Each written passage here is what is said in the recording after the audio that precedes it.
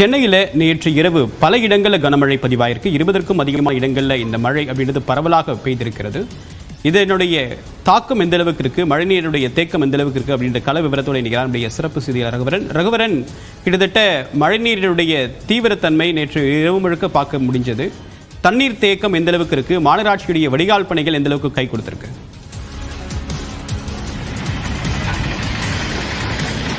மாநகரனுடைய புறநகர் பகுதிகளில் பார்த்தீங்கன்னா அதிகளவு மழை பெய்ததை பார்க்க முடிகிறது. குறிப்பாக பார்த்தீங்கன்னா வானகரம் பகுதியில் 13 சென்டிமீட்டர் அளவும், அண்ணா நகர் பகுதியில் பார்த்தீங்கன்னா 10 சென்டிமீட்டர் மழை அளவும் பதிவாகி இருக்குது. நாம தற்போது பார்த்தீங்கன்னா கோயம்பேடு இந்த பூந்தமல்லி நெடுஞ்சாலை அண்ணா நகர் இணைக்கக்கூடிய சாலைகளில் இருக்கிறோம்.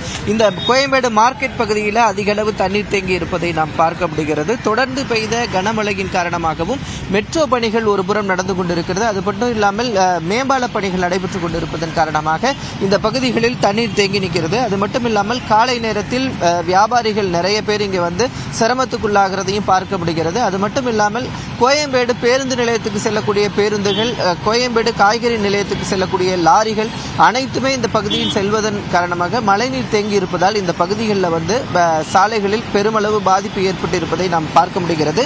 நகரின் உள்பகுதியில் பார்த்தீங்கன்னா நுங்கம்பாக்கம், கோடம்பாக்கம் மற்றும் வெஸ்ட்மாம்பலம் போன்ற பகுதிகளில், KK நகர் போன்ற பகுதிகளெல்லாம் நேற்று மழை பெய்த போது மழைநீர் தேங்கி இருந்த நிலையில் அங்கே வெள்ள வடிகால் பணிகள் நடைபெற்றிருந்ததன் காரணமாக அந்த பகுதிகளெல்லாம் மழைநீர் தேங்கி இல்லாமல் பார்க்க முடிகிறது. அது மட்டும் இல்லாமல் சென்னை மாநகராட்சிக்கு உட்பட்ட பகுதிகளில் இருக்கக்கூடிய 22 இந்த சுரங்க பாதைகள்,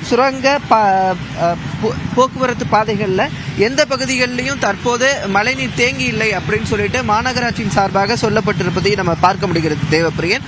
ஆனாலும் வரும் 10 மணி வரை இந்த மழையானது தொடர்ந்து இருக்கும் என்று வானிலை ஆய்வு மையம் எச்சரிக்கை கொடுத்திருக்கிறது. உங்களுடைய கள தகவலுக்கு நன்றி ரகுவரன்.